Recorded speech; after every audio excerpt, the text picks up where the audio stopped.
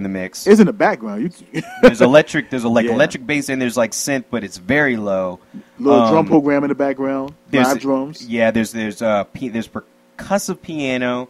There's also I can't even. Oh, there's a synth thing going on that's very much that's crossed the line. Cross the line synth. Yeah. It's like you know. Faintly in the background. I like the song. People kind of like always compare it to Uptown. Nah. No? Just the way we, That's a tough one. That's a tough we one. are the true Power Rangers. Chains were only so that was more 90s, It's a little more 90s. Yes. I got the power. Like it is 90s. I don't know. 90s. Yeah, I like the song though, but it is. Yeah. You can't deny that. You can't deny it. Yeah. You got anything else for it? The drumming is my favorite part of it. It's really cool to hear Morris Day playing drums. Yeah. It's always cool to hear him playing drums, Crazy on the hi-hats, man. Crazy on the hi-hats. Yeah. And honestly, this kind of makes me think this is like, I mean, even though Graffiti Bridge became this, esoteric, whatever, how you would say that word. Evil album that nobody likes. Well, no. I'm talking about the movie. The movie. Okay, how it became this, ominous. It was not weird, really good, out of space, weird movie. But I think at the essence of it, this is going to sound corny, but at the essence of it, I feel like it's just like Prince really trying to get back with his friends and like do some music. Like, we unite. You know what I mean? And I think that comes across even more on the next cut. You ready to go to the next cut? Yeah, I'm ready. All right, ready. Release it. Next song is Release It. Yo, still if I pick up the radio. Someone think I can't do. Well, I think I dream. Party people in the crib get high. Let's get this party fucking right. Come on. So many finger snaps in that. Finger snaps. So Release It. It also, do me a favor and check out the freedomtrainonline.com. Check out really breaks. They really the stuff that they say about this album is hilarious. And especially when they get to this cut, it's really funny because they just again, the drums on this are they sample drums? This is David Garibaldi's drums. This is from Squib Cakes, I believe. Yep, I did read that from Squib Cakes. Did he clear it? I'm sure he cleared it. No, this is uncredited. This is before. This is 1990. This is before like you really had to clear. Before you really had to clear stuff. Bismarcky. This is way before. This is totally away from the. But I had to bring that in. No, go ahead. That's crazy. You want to get a little hip hop with it? Go ahead. That's crazy, man. Go ahead. Like the drums. So I also heard that he used some Jimi Hendrix drums too. That will come later. Yes. Okay, Jimi Hendrix drums are. I kind of jumped. That's Tick Tick. Yeah. That's Tick Tick. Okay. Okay. Jumping the gun again. No, it's still in the same. So form. When we get to Release It, I feel like I'm like, okay, this is a fast paced like almost 90s album. Like it's just going, Boom, song to song to song. Hitting you. The chlorine, it's a chlorine bacon skin bass line. That's definitely. That's a boom boom boom boom. And once again, I think Prince. He could have. I mean, honestly, when they got together, Prince could have went like, "Yo, man, you remember this right here?" Like, maybe play Chlorine Bacon Skin or whatever. Maybe let's go back and just rehash it. Let's do this. Like, because I'm sure Morrissey was like, "I remember that day when we played Chlorine Bacon Skin." Whatever. Yeah. I'm taking it in a whole nother different direction on makes the True sense. podcast it makes sense. today. Yeah. Just because you're relating it right. When you think about it, it's just like, wow, that's what it could have been because it's the same bass line. Right. But it's put over some drums and stuff, and I'm sure they were flipping out in the studio. What do you think about them using them sample drums? What do you think about Prince doing that? Once again, now, it's not really.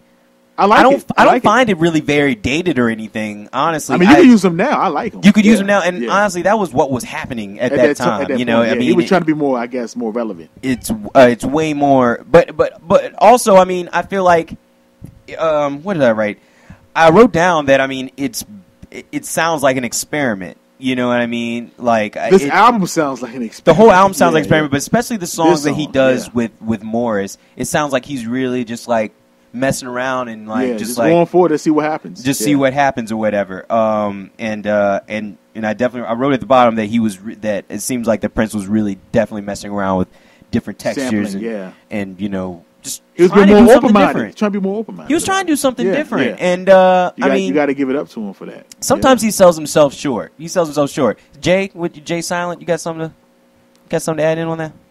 Very much creativity. It was going on in the Graffiti Bridge. Very much. Hey, Graffiti it was definitely he was definitely bringing a creative vibe to those tunes. And that's what you get from those first 3 songs, actually. Yeah. You do. Even though, I mean, the song there isn't much really happening musically. Yeah. But it's just like a bunch of brainstorming going on. Like, let's see where I can go with this. It's still pretty fun. Yeah. I like it. I enjoy it. It's kind of taking them back to the essence of when he was just trying to find different sounds, textures, sonics, experimentation. I agree. Yeah, going back to the basement.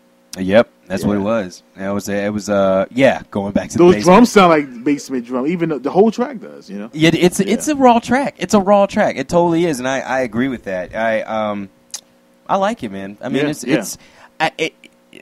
people say what you want about the Stella stuff. The only thing that I think is kind of weird is just girl, you think Jerome. I can't do? Yeah, that I mean that. Wake up and release it. I thought that was funny. I thought it was funny. I thought that was improv. That wasn't planned. The only thing that I think is just weird is Jerome's "Let's do it." He does this like "Let's do it" at the end of the song. That's the only thing that's like I'm just like whoa. Uh-oh. Because he's like Jerome, let's go. He's like let's do it, boys. Whoa. It's like Yikes. damn Jerome, you I don't know, know, bro. coming with the essence. I don't know about that one. I don't know about that one. All right. So next joint, you good with that one? You good? Yeah. You guys are good? Yes. All right. Great. Next joint, the question of Woo! That's one of my favorites.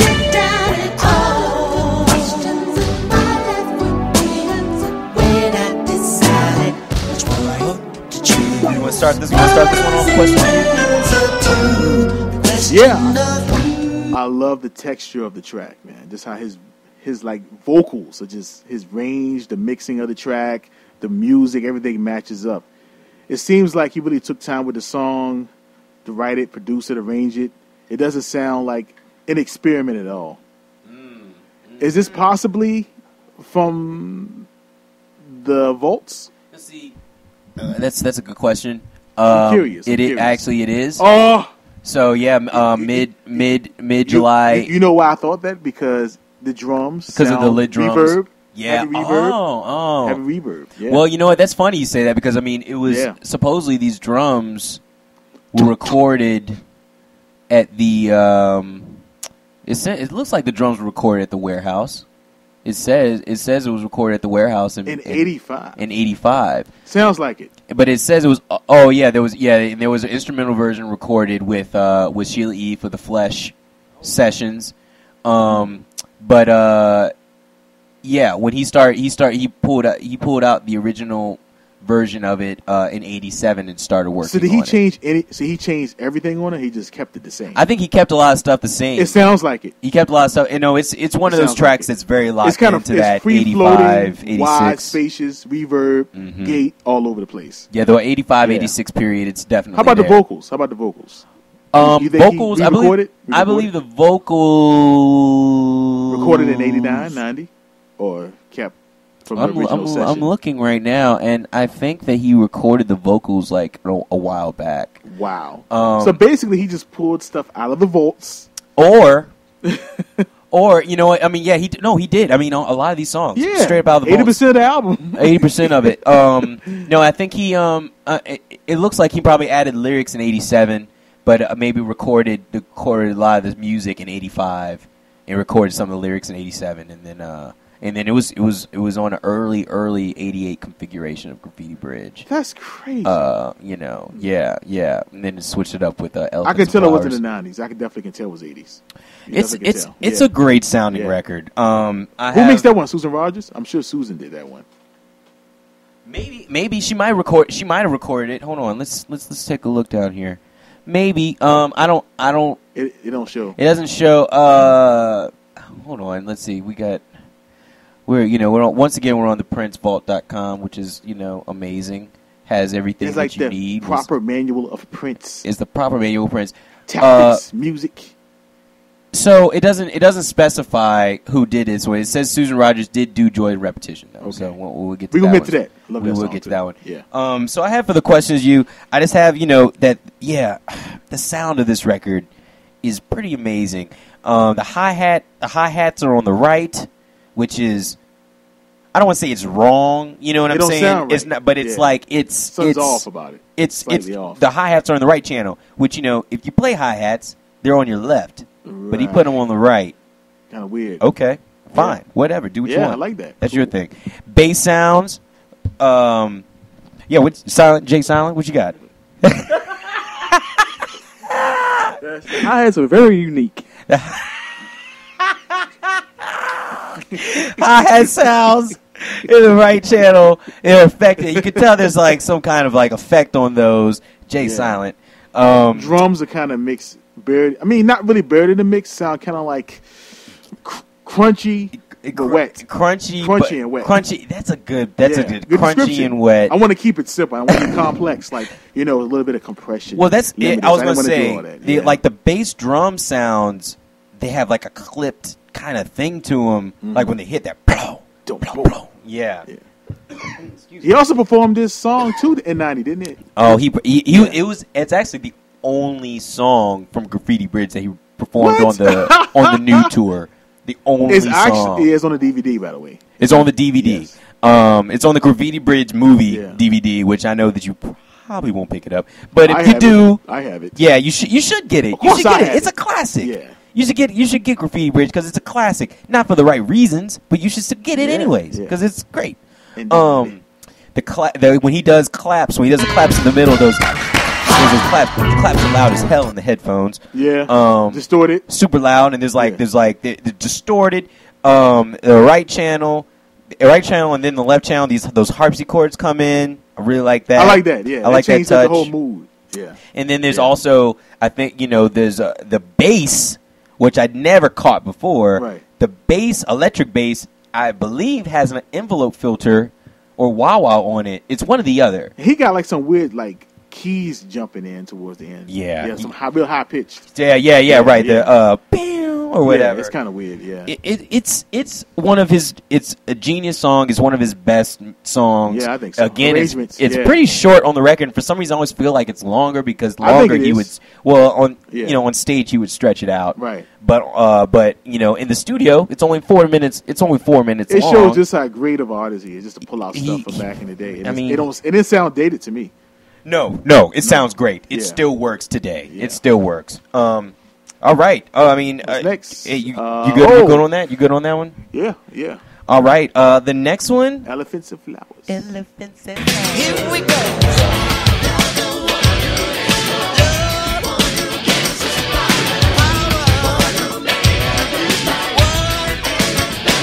All right, Elephants and Flowers.